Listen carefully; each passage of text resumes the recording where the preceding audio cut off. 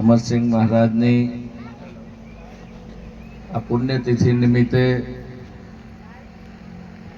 એમના પરિવારે આવા સંતોને તેડાયા, સગા સંબંધીઓ હરિભક્તોને તેડાઈ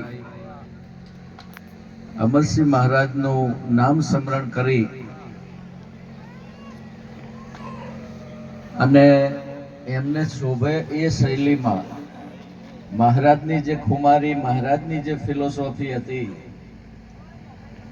એ સૂફી સંતમાં ગણાતા. સૂફી ઓલિયા એ સંતોની એ શૈલીના મહાપુરુષ હતા. અમરસિંહ મહારાજ એટલે સૂફી સંત કહેવાય. એની સમજમાં પ્રવેશ કરવો એ સામાન્ય માણસનું કામ. એને સમજવો એટલે તમારી બધી મન બુદ્ધિ ચિત્ત અહંકાર મૂકી દો તો જ તમે એને સમજી શકો. સૂફી માણસને સમજવો હોય તો એમાં સામાન્ય બુદ્ધિ ચાલે કે કશું ના ચાલે. અને એમાં પ્રવેશ કરી ગયા અને એ સૂફી થઈ ગયા. અને સૂફી થવું એ અદ્ભુત કલા છે. ખરેખર બીજું બધું થવાય પણ સૂફી થવું અને સૂફીને શોભે એવું આજે ભૂપતરામ મહારાજ, અમારે મણિરામ મહારાજ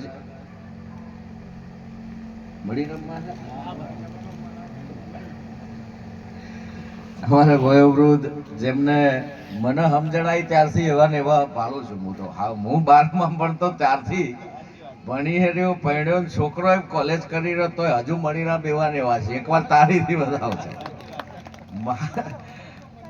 એટલે વિચાર કરો, આ કૃપા નથી તો શું છે યાર. અને અમારે જવનરામ મહારાજ, આવા સંતોનો સંગ મળે, તમારો સમય જો આવા કાર્યોમાં જાય અને આવી ફિલોસોફી, આજનું ભજન, આજની છટા. તમારે બાપુ પર્વતસિંહ કે પ્રવીણસિંહ, શું નામ તમારું? પર્વતસિંહ. ખૂબ 4-5 વર્ષ પહેલા એમના ઘેર પરથીરામ બાપુને બધા અમે બેઠક થયેલી ને સેવા મહિમા એમનો ખૂબ જે રીતે બધા સંતો ગાય છે, ભૂપતરામ મહારાજે કીધું એમ જીવનની અંદર આવું જોડું હોય. ઘણા સંસાર ગ્રસ્તાશ્રમ ચાલુ છે, ચલાવતા હશે, પણ ભજનમાં આવું રંગાઈ અને આવું સેવાનો લાભ લઈ શકે એવા બહુ ઓછા હોય. એકવાર તાળીથી વધાવો. અમારે ભૂપતરામ મહારાજ એટલે ભૂપતરામ મહારાજ અને અમરસિંહ મહારાજને, કુંવરજી મહારાજને કંઈક હૃદયના આશીર્વાદ મળ્યા છે.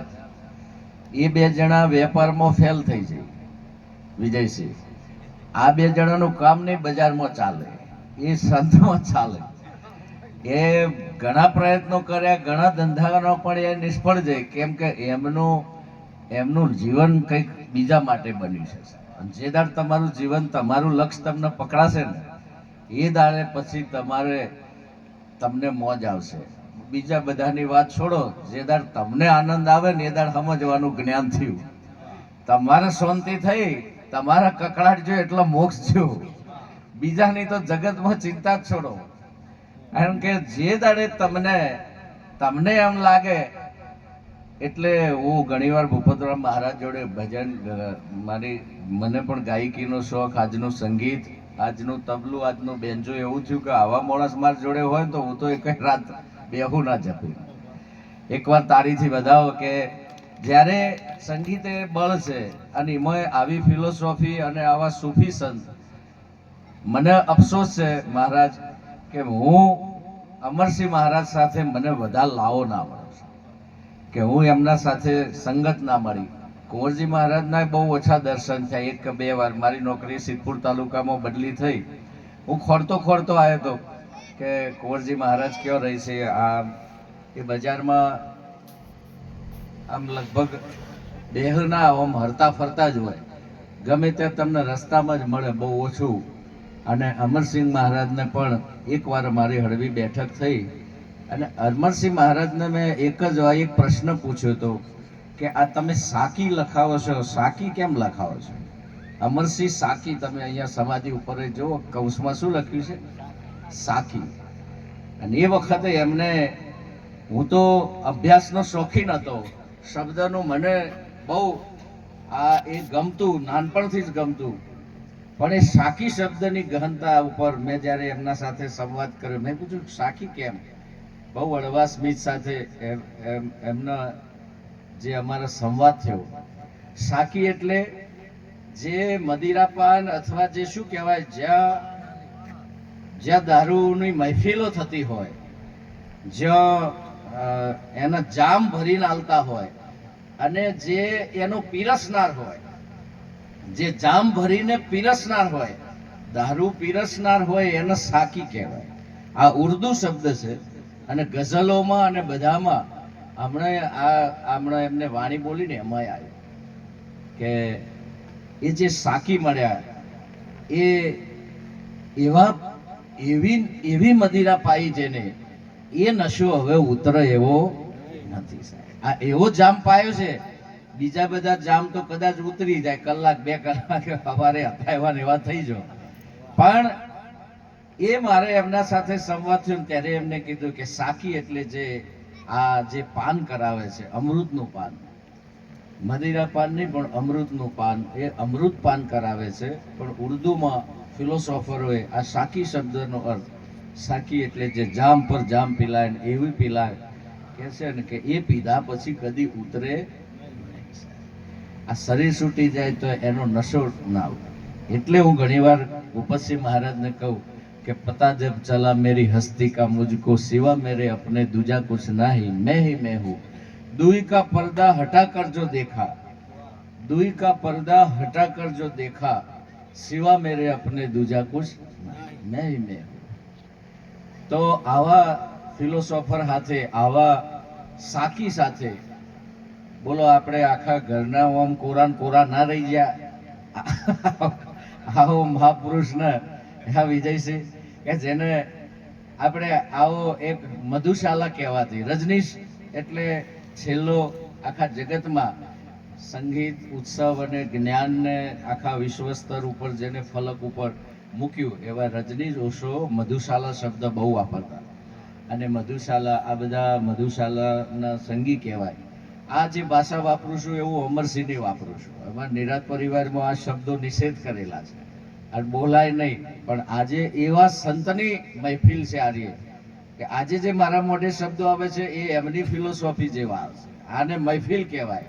કારણ આજે મને મારું હૃદય થરી હોય, મને એવું થયું કે આવું ભજન હોવું જોઈએ સાહેબ. આજનું જે ભજન ચાલે છે, આજનું જે ભજન ચાલે છે, તમે જુઓ શરૂઆતથી જે બાપુએ એક શિક્ષિત દીકરીની જે સન્માનનું જે આખા સમાજને દાખલો આપ્યો, આખા સમાજને, સંત સાહેબ શિક્ષણને જે કદર, તમને ખબર નથી સંત શું કરી રહ્યો છે અને આ સંતો શું કરી રહ્યા છે.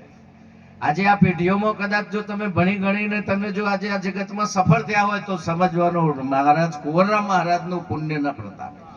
અને આ કદી ભૂલવું નહીં સાહેબ.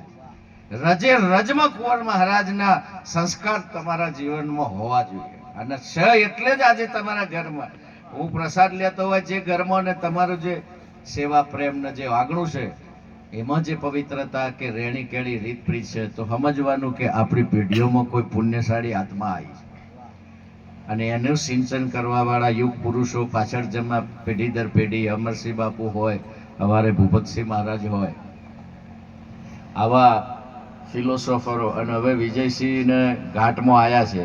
અમારા બાબુરામ મહારાજે જો સત્સંગ એવો કરવો, પહેલું બોણ મારી દેવું, પહેલું તો છાતીમાં મારવું, પહેલું બાણ છાતીમાં મારવું. બાબુરામ મહારાજ આજે જે સંતો બોલ્યા, જેમ બાપુથી વાત કરી, શિક્ષણનું સન્માન થયું, કોઈ સંતે ભૂલ બતાવી, ખરું કે ખોડ બતાવે, ભલે કોઈ નંદે કે તમારા ઘેર આયા ને તમારું કલ્યાણ ને તમને સાચું ના કહીએ તો એ સત્સંગ શું કામ? અને એક પલ પણ, હું તો કહું છું, એક પલ પણ હવે રાહ ના જોતા.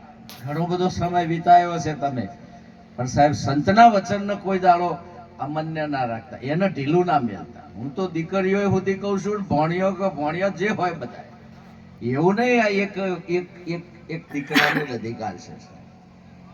આમાં તો એવું વારસાઈ હોતી નહીં, પણ વધારે બધાની ફરજ, બધાનો લમણો હોય છે કે સાહેબ જો હાવ ના મેળ આવતો હોય ત્યાંથી એ લોકો ઉપાડી લેતા હોય ને તમારે તો વારસાઈમાં પડ્યું હોય, જેના કહેવાય ને કે આખું કુળ રાક્ષસ કુળ હતું. હમણાં હિરણ્યકશ્યપુનું પ્રમાણ આપ્યું આજે મહારાજે, જવાનરામ મહારાજે.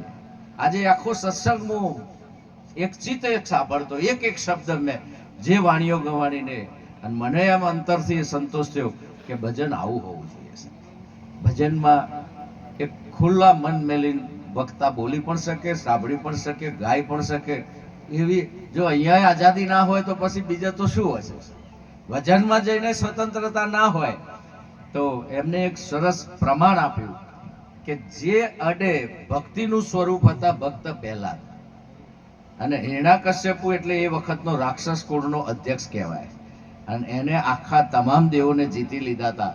અને એક જ વસ્તુ નારાયણને એને પરસ્ત કરવાનો એનો સંકલ્પ હતો, પણ એ એનાથી થતું નહોતું. પણ જ્યારે આવા રાક્ષસ કુળની અંદર વિજયસિંહ, આવા રાક્ષસ કુળની અંદર ભક્તિનું બીજ કોને રોપ્યું? લ્યો, જેનો પિતા જ રાક્ષસ હોય અને જેનો પિતા, જેનો પરિવાર આખો રાક્ષસ કુળ હોય, અને રાક્ષસ કુળની અંદર સાહેબ નારાયણનું નામ સ્થાપન કરવું એટલે કોઈ સામાન્ય વાત છે? એનો આખી ભૂમિ ઉપર કોઈ કહેશે મારા દુશ્મનનું નામ ના લેવું જોઈએ, એટલો બધો હાહાકાર, જે બધાનું મસ્તક કાપી દે. અને એના કુળમાં ને એના ઘરમાં એના પુત્ર રૂપે સાહેબ ભક્ત પહેલા. અને આ કામ કોને કર્યું? માતાઓ બહેનો સાંભળજો, તમારા ખાતાની વાત છે.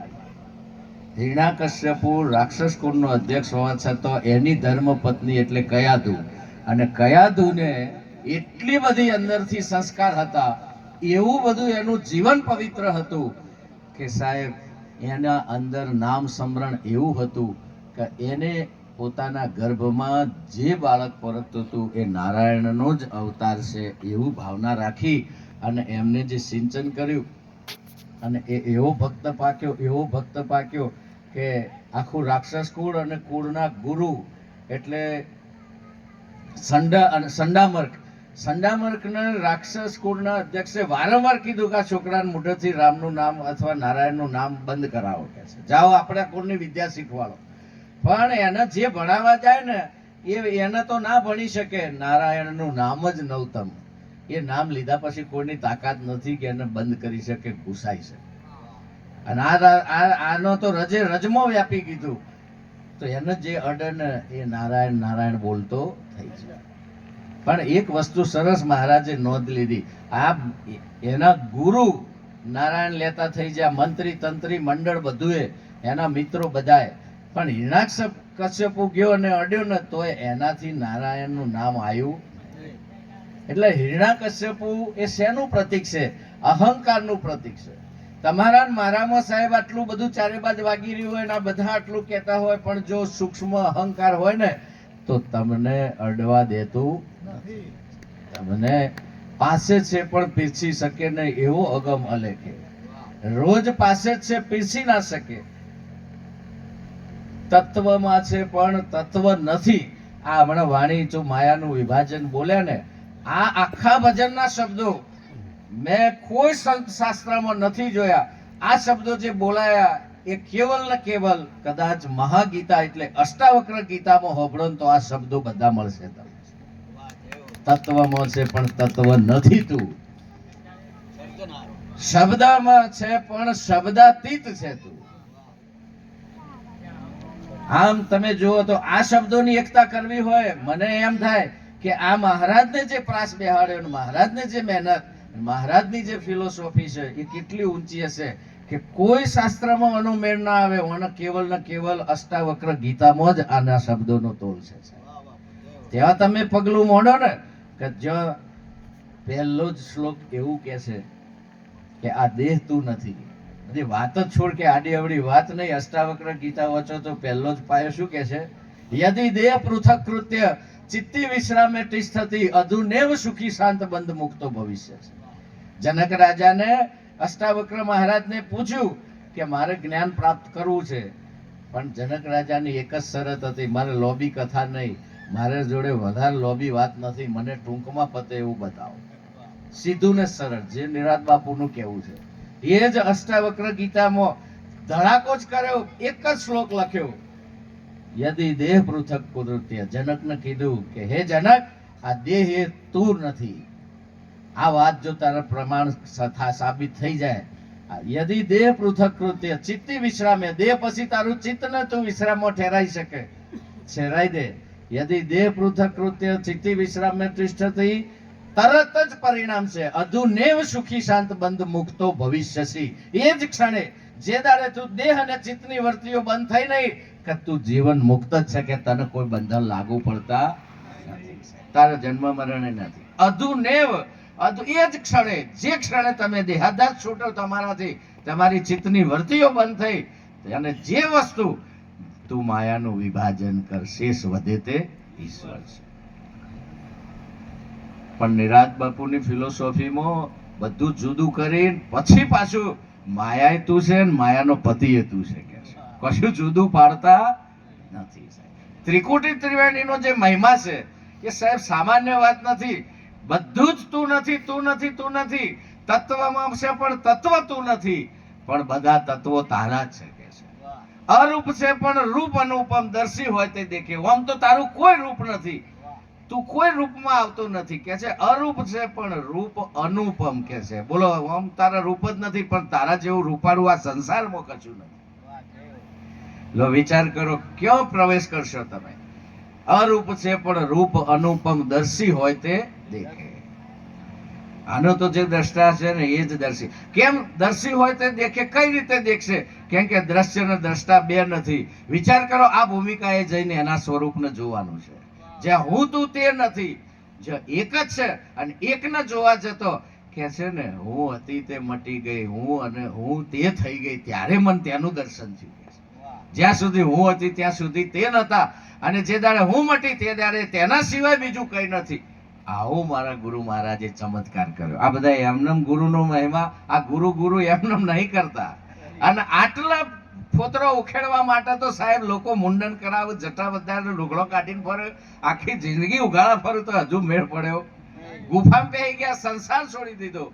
બુદ્ધ ભટક્યા, મહાવીર ભટક્યા, વિવેકાનંદ ભટક્યા, 12 વર્ષ ભટક્યા સાહેબ. એક પગે ઉભા રહ્યા, ભૂખ્યા રહ્યા, તરસ રહ્યા, ઘાટ ગળી દીધો, એવી ઠંડી, ગરમી, સ્મશાન, કેટલી સાધનાઓ કરી સાહેબ, પણ હજુ કશું ઠર્યું કે છે. કોઈક જનતો કર્મ ઉપાસી, કોઈક કર્મના ત્યાગી, અનેક ઉપાય અર્થ ન દિશે ઓરી વસ્તુ પણ આગી. આ કર્મ ઉપાસનાથી પ્રાપ્ત નથી થતું. બુદ્ધને એની ઘરવાળી, આ બુદ્ધ આખું બધું ફરી અને પોતાનો નિશ્ચય નતો થતો, અને નિશ્ચય થઈને પાછા ઘેર આવ્યા ત્યારે ઘરવાળીએ પૂછ્યું કે અમને છોડવાથી મળ્યું કે ભટકવાથી મળ્યું કે ત્યાગવાથી મળ્યું કે તપથી મળ્યું? બોલો, જવાબ આલો. ત્યારે બુદ્ધ મૌન થઈ ગયા. જવાબ આ, ના ભટકવાથી મળ્યું, ના તમને છોડવાથી મળ્યું, ન ત્યાગો ન ભોગો વરણ જાગો કે છે. ખાલી જાગવાનું હતું. બોલો, કે ઘરમાં બેઠા મળે એવું હતું કે નહીં? શું કામ આ બધું મેલીને ગયા? અમે તમને ચો નડ્યા હતા? બોલો, ઘરવાળી. ત્યારે બુદ્ધને ખબર પડી કે મારે તો ઘરવાળી ન કે હતું જ, મારા તો કેમ હું ખોટો ભટક્યો. આટલા વર્ષે ઘરવાળીને 2 પ્રશ્નો પૂછ્યા અને સાહેબ ચેલેન્જ આપી. જેના 5000 શિષ્યો હતા એને ઘરવાળીએ એવું કીધું કે એ આખા જગતનો ભગવાન થયો, ભગવાનની દાવો, ભગવાન પ્રાપ્ત થયા છે, પણ મારે એને એકાંતમાં મળવું છે. મારે પૂછવું છે કે ભગવાન એને કયા માર્ગે મળ્યા છે? શું ત્યાગવાથી મળ્યા છે? અમને છોડવાથી મળ્યા છે? ભૂખ્યા રહેવાથી મળ્યા છે? આ રાજપાટ છોડવાથી મળ્યા છે?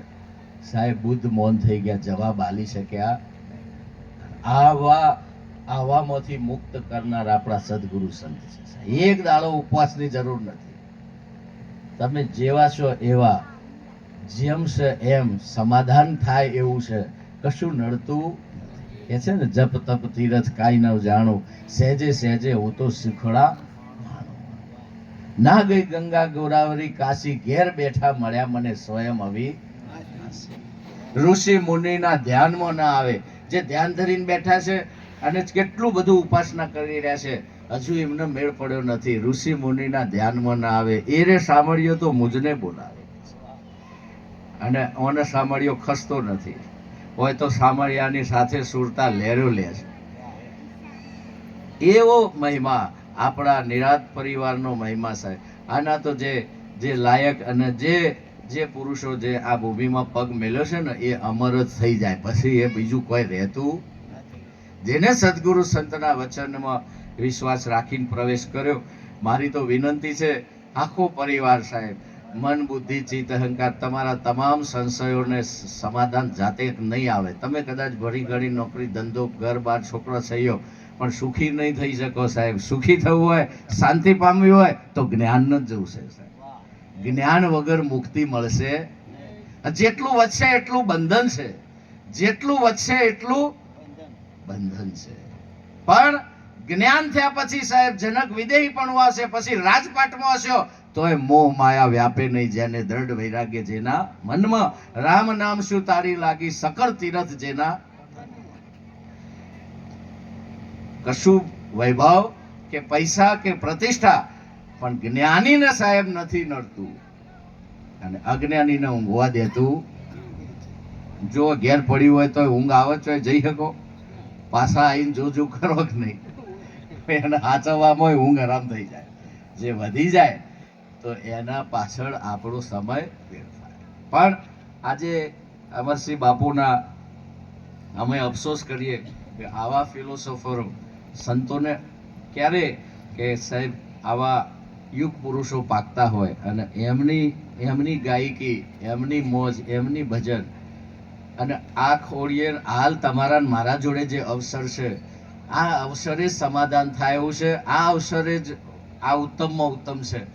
સંતો શાસ્ત્રોનો નિચોડ કરેલો છે કે 84 લાખ યોનિમાં સર્વશ્રેષ્ઠ સાધન હાલ તમારા મારા જોડે છે. અને આમાં જો આનંદ નહીં, આમાં જો તમે લાવો નહીં લઈ શકો તો બીજે તો કોઈ લાવો લેવા. આ ઢોરો કૂતરો બલાડો તો કે અમારે તો હોળ હોળ થઈ રહ્યું હોય, આ જન્મમાં અમારા મેળ આવે એવો નથી. તમને કે ઉત્તમ સાધન મળ્યું છે, તમે અમારા જેમ પશુ વ્રત, તમે પહેલા ચેક કરી જુઓ તમારું જીવન પશુ વ્રત છે કે પહેલા તો માણસ છો કે નહીં. હાથ પગ હૈયું આ બીજું બધું છે એ દેહ મોણો ન મળ્યો પણ માણસ છો કે નહીં એ તો સંતને પૂછો જ ખબર પડશે કે તમે શું છો. આપણામાં માણસાઈ છે કે નહીં. તો આવા માણસ થવા માટે પણ અને માણસ મનુષ્યતાના ધારણ કર્યા પછી તો ભક્તિ તમારી પહેલું પગલું છે. પછી તો ભક્તિની શરૂઆત થશે. જ્ઞાન થતા તો વાર થતી નથી. જેટલું સમર્પણ ઝડપી એટલું જ્ઞાન તરત. અપદીપો ભવ કે છે એ સ્વયં પ્રકાશિત છે જ, એમાં કોઈ પ્રકાશ કરવાનો નથી. પણ એક આવરણ દૂર થતા તરત જ તમારે તમારી પ્રાપ્તિ થાય અને તમારો સંશયનું નિરાકરણ થાય. પણ આજે આવો જે વિવેકી અને પવિત્ર પરિવાર અને આવી પરંપરા, આવી ફિલોસોફીના વટવૃક્ષને તો બેઠા હોય અને આપણે કોરા રહી જઈએ કે છે ને એવો અભાગ્યો કોણ છે જેને ભજન ના ભાવે. પણ એક ભાવ એવો હતો. આ પરિવાર આખો ભાવિક છે પણ સંતોને દુઃખ શેનું છે? ખાલી ભાવ ભક્તિ કે સેવા કે એનાથી એમને સંતોષ નથી. સંતોનો તો જ્યારે તમે જ્ઞાની થશો, જ્યારે તમને તમારે જીવનનું પરમ લક્ષ્ય પ્રાપ્ત થશે ત્યારે સંતોને સંતોષ આપવો એ કઈ સામાન્ય વાત નથી. જગતનું બીજું બધું રાજી થઈ જાય, હગાવાલા રાજી થઈ જાય, પણ સંત રાજી કરવો એટલે તમારો ઉદ્ધાર થાય એમાં એનો રાજી હોય. એટલે આવા સંતોએ એક વિજયસિંહનો ફોન હતો આમંત્રણ આપવા માટે અને એમના અવાજમાં જે નિર્મળતા, જે આર્તતા અને જે ગરજ અને જે ભાવ હતો એ ભાવે કરીને મેં કહ્યું કે હું આવીશ. પણ મેં વિજયસિંહ પૂછ્યું મારો નંબર ક્યાંથી મળ્યો હતો? મારો નંબર ક્યાંથી મળ્યો? આપણે 4-5 વર્ષથી મળ્યા જ નથી અમે બે. ક્યાંય એ ભજનમાં નહીં આવતા, કઈ જતા આવતા નથી. પણ એમને કહ્યું કે અમરસિંહ બાપુના ફોનમાં કે ક્યાંથી એમને કોન્ટેક્ટ કર્યો જ્યાંથી લઈ કે એમના વખતથી એકવાર એમને ત્યાં ખબર કાઢવા એમાં આવવાથી તું મુલાકાત થતી હતી. પણ આવા સંતોને આજે જે તમને ઈશારો કર્યો, શાન કરી, એને પ્રાપ્ત કરી લેજો સમયસર કહેજે. એક વસ્તુ રજનીશ હંમેશા કહેતા કે સમય કે રહેતે જાગો. સમય કે રહેતે તમે અમદાવાદ જાઓ ને તો મહેસાણા પાર કરો, મહેસાણા જેવું સિટી પૂરું થાય ને અને રેલવેનો બ્રિજ ઓળંગો આ હાઈવે ઉપર એટલે રોડ ઉપર એક મોટું બોર્ડ છે કે સમય કે રહેતે જાગો. હાલ કેરીની સિઝન છે ને, કેરીની સિઝન છે જો કાચી હોય તોય મજા ના આવે, પાકી હોય અને રસપ્રદ હોય, જો સમયસર એ કેરીને અમૃત સમાન છે જો ભોગવી લો તો. બાકી જો હવામાનની અસર થઈ, હવામાન પલટોણું અને પછી કોઈ અડ્યું નથી, કશું નહીં, પણ હવામાનની અસરથી અંદર એ જ અમૃત પછી કીડા થાય ને પછી એ ખાવા લાયક રહેતું. એમ આજે આપણું જે આ ફળ છે, પાકેલું ફળ છે, અને સમયસર આને અમૃતપાન કરી લો, નહીતર આમ જ વિષયો, વિકારો ને વ્યસન અને સંગ દોષનો પ્રભાવ સાહેબ આજ તમારો નાશ કરી દે છે. મોંથી જ કીડા, કોઈ બહારથી કોઈને બગાડતું અમૃત છે. હાલ કે છે ને હરી ભજવાનું આ ચોઘડિયું, ફરી ફરી નહીં આવે. આજે હાલ ચોઘડિયું છે, અમૃત ચોઘડિયું છે, અને અમૃત ચોઘડિયામાં અમૃત રસ પી લો, નહીતર આ જ વિષયોથી ભરેલું આ જ છે. પાછું તારનારે આ જ વહાણ છે અને ડૂબાડનારે પણ. એક આજે સુંદર આપણે સંગીત છે, બે લીટી ગઈ અને મારી વાતને વિરામ આપું. આ તો હેડ્યું જ આવે, ગમે એટલું બોલીએ તોય, કેમ કે આપણી જિજ્ઞાસા, આપનો ભાવ અને પ્રેમમાં એવું બળ છે કે. પણ આજનું ભજન એ બહુ ઉત્તમ અને ઉમંગ વાળું, પણ એક બધાની જે અરજી છે, બધા સંતોની, એને માન આપી વિજયસિંહ એમના જીવનને એવું શોભાવે કે આજે માઇક પકડ્યું છે કે કાલે માઇક ગજવતા થઈ જાય છે.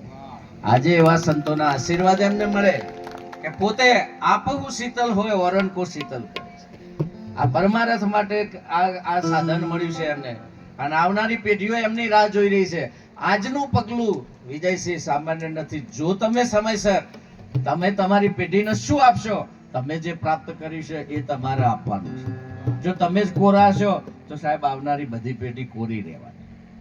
કેમ કે આ જગતમાં બાળક તમારાથી શીખે છે. મા બાપથી જે બાળક શીખે છે ને એ બીજાથી જગતમાં કોઈ શીખતું, કેમ કે તમને રાત દાડો જોતું હોય છે તમે હું શું કરી રહ્યા છે, અને એ બાળક આપણામાંથી કેચઅપ કરતું.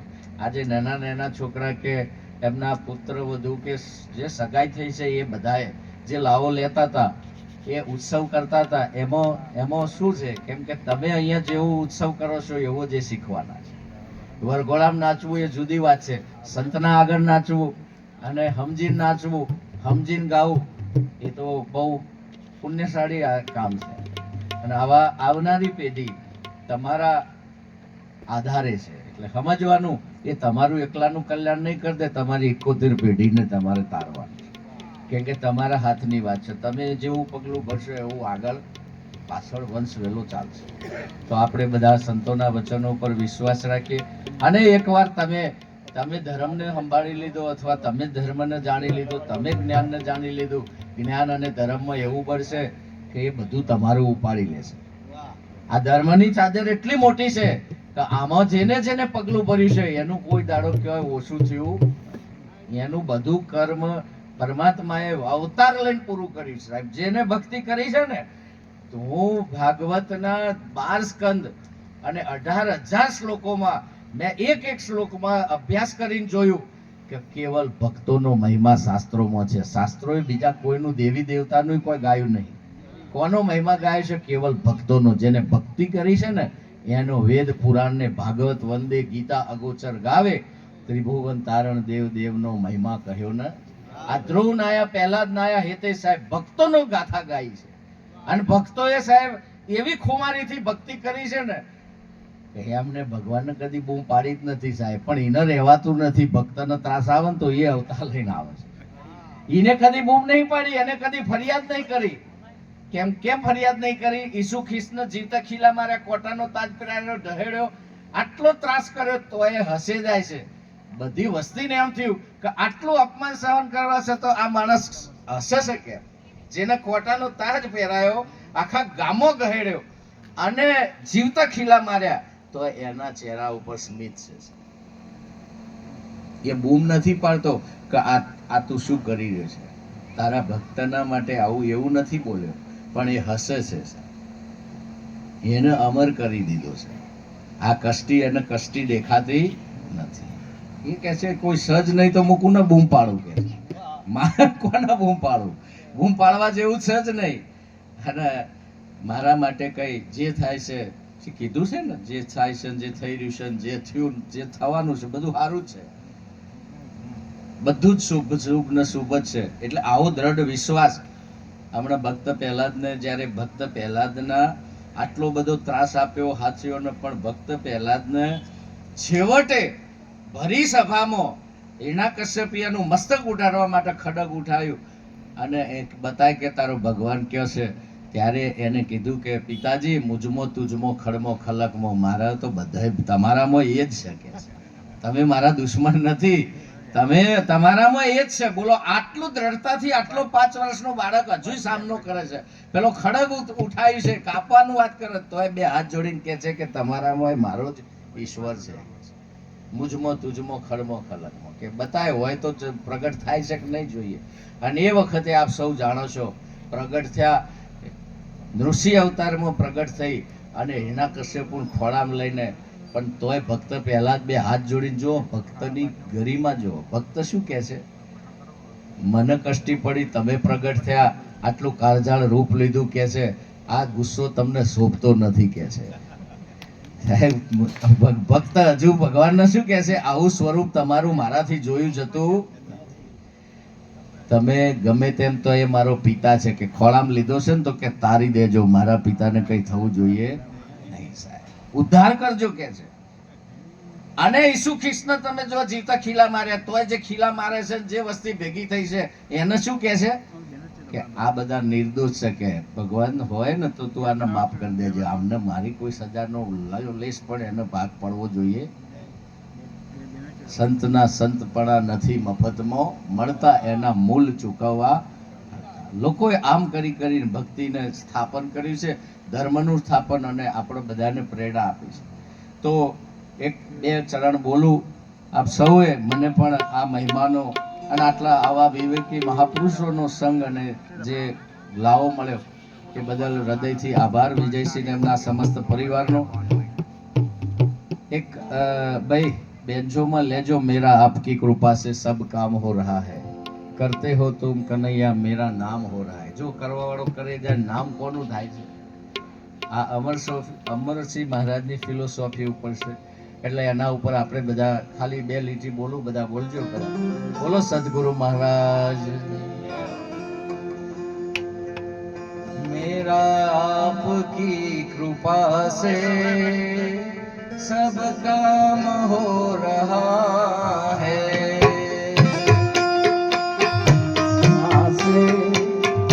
सब काम हो रहा, आपकी कृपा से सब काम हो रहा है.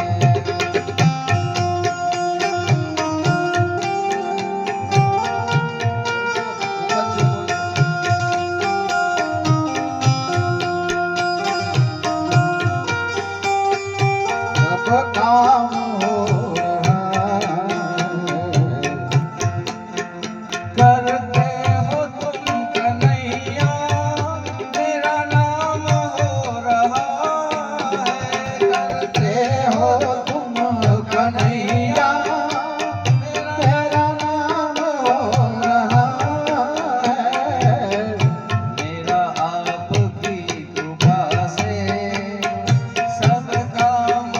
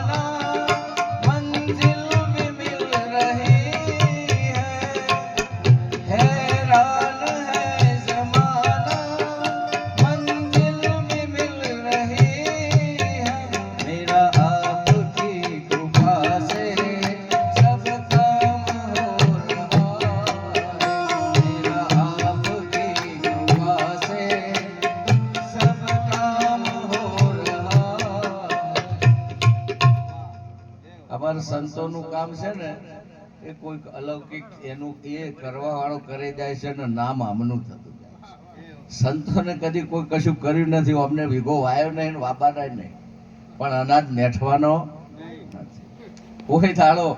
અને જગત આખું હેરાન હે જમાના.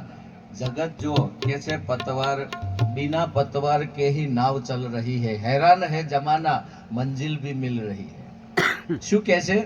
પતવાર એટલે આપણે નાવડું ચલાવીએ ને એટલે બે હલેસા મારવા પડે, બે બાજુ હરખા હલેસા મારો તો જ નાવડું દિશામાં જાય. જો દિશા એક પડખું ના ચાલે. પણ આ તો શું કહે છે, હું તો કશું હલાવતું જ નહીં તોય મારું નાવડું ચાલી જાય, અને ચાલે તો જાય છે પણ મંજિલ ભી મિલ રહી હે કે હું તો નહીં પતવાર કે નહીં હલાવતો તોય મારું નાવડું ચાલે જાય છે ને મંજિલ તરફ જ જાય છે. હેરાન હે જમાના, જમાનો હેરાન છે કે હારે કશું કરતા નહીં તો હમણું વધતું જ જાય છે. હેરાન હે જમાના, જમાના એવું હેરાન છે કે અમે આખું મજૂરી કરી કરીને તૂટી જાય મથી તોય કે અમને ઠેકાણું પડતું નથી, અમારે પૂરું થતું નથી, અમારે શાંતિ મળતી નથી. અને હોયન દાડો વગર રોજ આજ વજન આજ વાયક ને આજ આનંદ આનંદ ને હોયને શાંતિ ખસતી નથી, હોયને સુખ ખસતું નથી.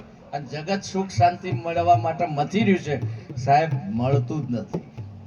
આને અશ્કરે ટૂંપા ખવાય છે મોટા મોટા મેલો મોલો, હજુ કેનાલો પડે જ જાય. પણ ઓય તમે જુઓ તો ઓય કાળે પાછું જાય છે, આવી જાય ઓય કશું મેળ આવતો નથી. એટલે અહીંયા ગાયું છે ફિલોસોફી, આ મહિમા ફિલોસોફીનો છે. એટલે કે છે પતવાર કે બિના ही नाव चल रही है और मंजिल भी मिल रही है. હમણાં જે મહિમા મહારાજે જે પરિવારનો ગાયો, અમે કંઈ વિશેષ કર્યું નથી કે બધાને કોઈ ઓસ્ટ્રેલિયા ગયા કે અમેરિકા ગયા સેટ થયા ગાડી બંગલા બધું છે, પણ હજુ એમનામાં કોઈ વિષય વ્યસન કે વેમ પેઠું નથી. એનો મહિમા સંતો.